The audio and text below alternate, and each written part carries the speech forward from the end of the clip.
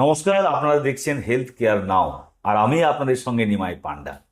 আজকে আমরা যে বিষয় নিয়ে আলোচনা করব তা অবশ্যই একটু নতুনত্ব রয়েছে। তার কারণ আমরা স্বাস্থ্যের কথা ভাবি, আমরা সারা শরীরের স্বাস্থ্যের কথা ভাবি ভাবি আমার হার্ট ঠিক আছে কিনা, আমার লাংস ঠিক আছে কিনা, আমার লিভার ঠিক আছে কিনা, কিন্তু কখনো কি আমরা ভাবি যে আমার মুখটা ঠিক আছে কিনা, অর্থাৎ মুখের স্বাস্থ্য ঠিক আছে কিনা। এই মুখের স্বাস্থ্য ভালো কিভাবে রাখা যায় তা নিয়ে আলোচনায় আমাদের সঙ্গে রয়েছেন চিকিৎসক রাজু বিশ্বাস, এবং তিনি আমাদের খুব পরিচিত। রাজুবাবু, আপনাকে আমাদের প্রোগ্রামে স্বাগত। এবং নমস্কার। আহ, প্রথমেই আপনাকে জিজ্ঞেস করবো যে মুখ আর মুখের স্বাস্থ্য এই দুটো বিষয় কি? দেখুন, বহু বছর ধরে ওরাল হেলথ, ডেন্টাল হেলথ এই জিনিসটা খুব নেগলেক্টেড। আমাদের শরীরের একটা গুরুত্বপূর্ণ অংশ, সেটা হলো মুখগহ্বর। This is the only entry point of our body. আপনারা যদি দেখেন, আমরা কথা বলছি, যাই করি না কেন, this is A only open space যেখান থেকে ইনফেকশন স্প্রেড করে। কোভিডের সময় যদি আপনারা লক্ষ্য করেন, তখন দেখবেন আমরা কিন্তু মাস্ক পরে থাকতাম, যাতে আমাদের একজনের শরীর থেকে জীবাণুটা অন্য কোথাও স্প্রেড না করে। তো এই মুখগহ্বরের যত্ন নেওয়াটা খুব জরুরি। তার মধ্যে দাঁত এবং তার সারাউন্ডিং যে স্ট্রাকচারসগুলো আছে, সেগুলোকে নিয়েই আমাদের মুখগহ্বরের স্বাস্থ্য। এটুকখানি বলতে পারি, বিগত কয়েক বছরে আমাদের এই সচেতনতাটা অনেকটা বেড়েছে। কোভিড পরবর্তীতে সেটা আরও বেড়েছে। এখন মানুষ তার জেনারেল হেলথের সাথে ওরাল হেলথের খুব যত্ন নেন, এবং সেটা আমরা বিভিন্ন জায়গায়, সরকারি হসপিটালে কিংবা আমাদের চেম্বারে, প্রাইভেট চেম্বারে, সেখানে আমরা সেটা দেখতে পাচ্ছি।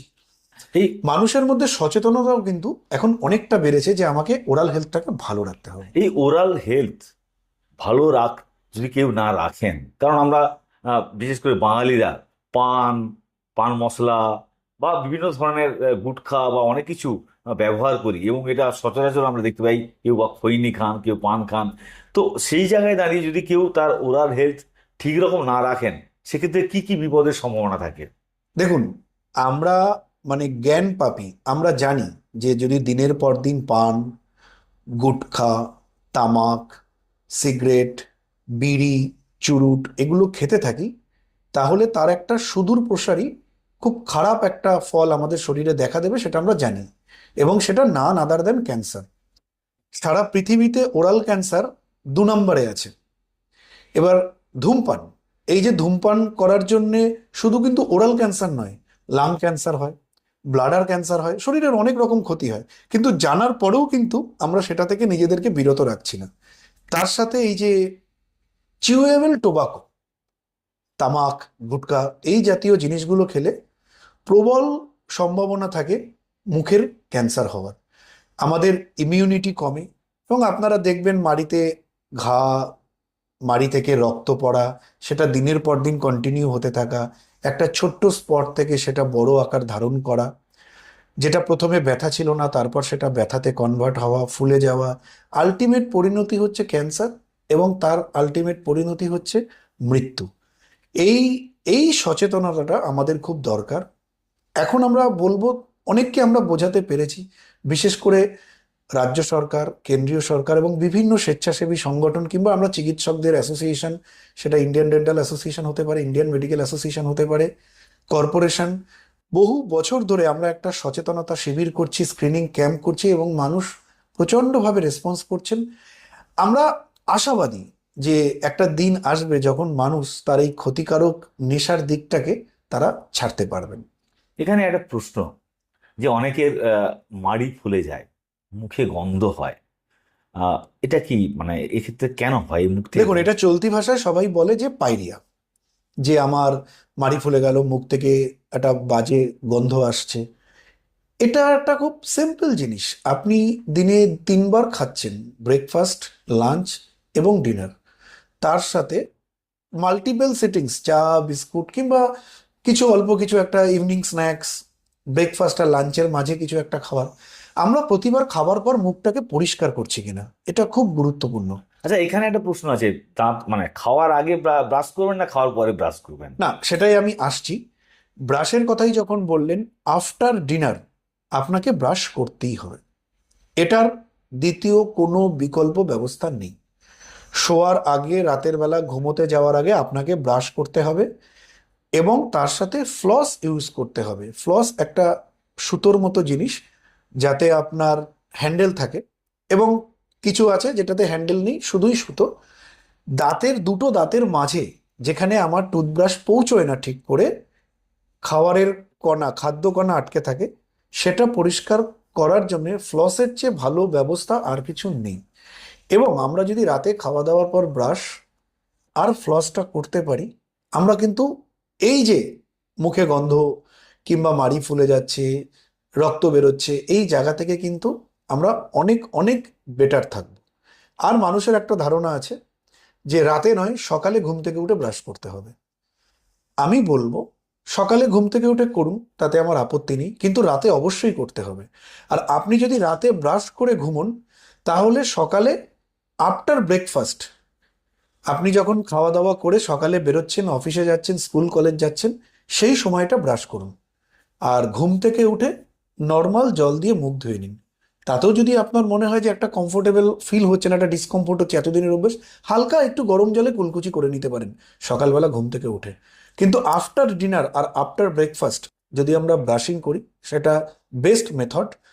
এবং রাতের বেলা ব্রাশ করার পরে ইন্টারডেন্টাল ফ্লস ইউজ করা। এর সাথে বছরে দুবার কি একবার যদি আপনি দন্ত চিকিৎসকের পরামর্শ নেন, তাহলে এই জিনিসগুলো খুব সহজেই আমরা অ্যাভয়েড করতে পারি। অনেকের ক্ষেত্রে দেখা যায় যে আমরা যাকে আক্কেল দাঁত বলি, মানে একটু বেশি বয়সে বেরোয় এবং মূলত একেবারে শেষের দিকে বেরোয় এই দাঁতগুলি, এবং এই দাঁতগুলি গিয়ে গালের অংশে চাপ দেয়, সেখানে দেখা যায় কালো দাগ হয়ে যায়। এটা কি খুব বিপজ্জনক হতে পারে? না, আপনি যেটা প্রথমেই বললেন আক্কেল দাঁত বয়স হলে বেরোয়, ব্যাপারটা সেরকম নয়। আমাদের 32টা দাঁত, 32টার মধ্যে 4টে আক্কেল দাঁত, দুটো নিচের চোয়ালের শেষে, দুটো ওপরের চোয়ালের শেষে। এই আক্কেল দাঁত সবার যে উঠবেই তার কোনো গ্যারান্টি নেই। ওটা হাড়ের মধ্যে আটকে থাকে, ব্যাকা তেরা হয়ে বেরোয়। এবং আক্কেল দাঁত যদি ব্যথা দেয়, মানে সেটার থেকে কষ্ট, মানে মুক্তি পাওয়া খুব কঠিন। আর এটা সেই অর্থে আপনি যে মেডিসিন খাবেন, মেডিসিন খেলেই আপনার কমে যাবে, সেটা নয়। আমরা নিশ্চয়ই অ্যান্টিবায়োটিক, পেইন কিলার যা আছে সেটা দিই, লোকালাইজড ইনফেকশন যার থেকে ব্যথা হচ্ছে সেটা কমানোর জন্য। কিন্তু যদি আমরা আক্কেল দাঁতকে তুলে না ফেলতে পারি, যদি সেটা দিনের পর দিন আমাদের যন্ত্রণা দিতে থাকে, তার থেকে কিন্তু মুক্তি পাওয়ার কোনো উপায় উপায় নেই আমাদের। 18 বছরের মধ্যে যদি আপনার আক্কেল দাঁত উঠে গেল তো ভালো। যদি 18 বছরের পরেও না ওঠে, আমরা ধরে নেব যে সেটা ওঠার জন্য পর্যাপ্ত জায়গা নেই মুখে। হুম। কারণ আমাদের চোয়ালের বোনের যে সাইজ, সেটা কিন্তু দিনে দিনে ছোট হচ্ছে। সেখানে 32টা দাঁত অ্যাকোমোডেট করার মতো, এক একটা চোয়ালে 16টা করে, সেই স্পেসটা নেই। এটার অন্যতম কারণ এখনকার জেনারেশনের যে ছোট্ট ছোট্ট ছেলেমেয়েরা, তাদের ফুড হ্যাবিট। তারা কিছু চিবিয়ে খেতে চায় না, তারা ফাস্ট ফুডের উপরে বিশ্বাসী। ছোটবেলা থেকেই তারা ফাস্ট ফুড খাচ্ছে, জাঙ্ক ফুড খাচ্ছে, এবং চিউইং এফিসিয়েন্সি সেটা কম হওয়ার জন্যে আমাদের অ্যাক্টিভিটিটাও কিন্তু অনেকটা কম হচ্ছে, মুভমেন্ট কম হচ্ছে, এবং সেক্ষেত্রে যে স্পেসটা থাকে সেখানে আক্কেল দাঁত বেরোনোর সম্ভাবনা খুব কম থাকে। 99% ক্ষেত্রে কিন্তু আমাদের আক্কেল দাঁতকে বারংবার ব্যথা দিলে, যন্ত্রণা দিলে, ওটা তুলে ফেলেই একমাত্র ট্রিটমেন্ট। যদি সেই আক্কেল দাঁতের ঘষা খেয়ে খেয়ে গালের ভেতরের দিকে, অনেক অনেক আক্কেল দাঁত কেন, যে কোনো দাঁত, যে কোনো দাঁতের শার্প এজ, ভাঙা পোর্শন থেকে যদি দিনের পর দিন গালে কিংবা আমাদের জিভে খোঁচা লাগতে থাকে, সেটাতে আলসার হয়।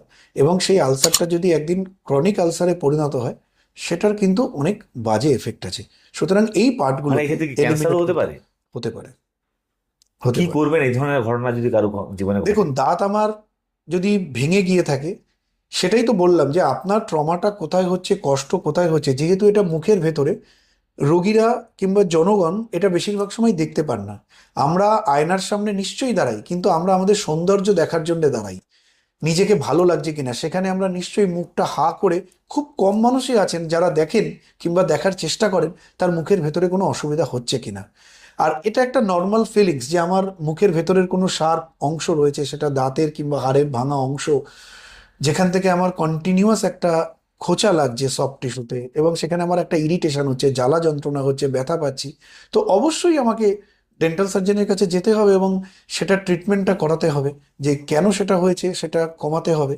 এর জন্যই যদি যে জিনিসটা আমরা দেখতে পাচ্ছি না সেটা যিনি দেখতে পাবেন, দন্ত চিকিৎসক, তার কাছে যদি অ্যাটলিস্ট বছরে 2বার না হলেও 1বার যাই, তিনি তো দেখবেন যে আমার প্রবলেমটা কোথায় হচ্ছে এবং তিনি গাইড করতে পারবেন। তাহলে এই যে লং যে কমপ্লিকেশনসগুলো, সেগুলোকে আমরা অ্যাভয়েড করতে পারবো। তার মানে এক্ষেত্রে একেবারে ঢিলেমি করা যাবে না। একেবারেই ঢিলেমি করা যাবে না। শরীরের বিশেষ করে মুখে মধ্যে কোনো ঘাই ভালো নয়, যে কোনো ঘাই মারাত্মক আকার ধারণ করতে পারে।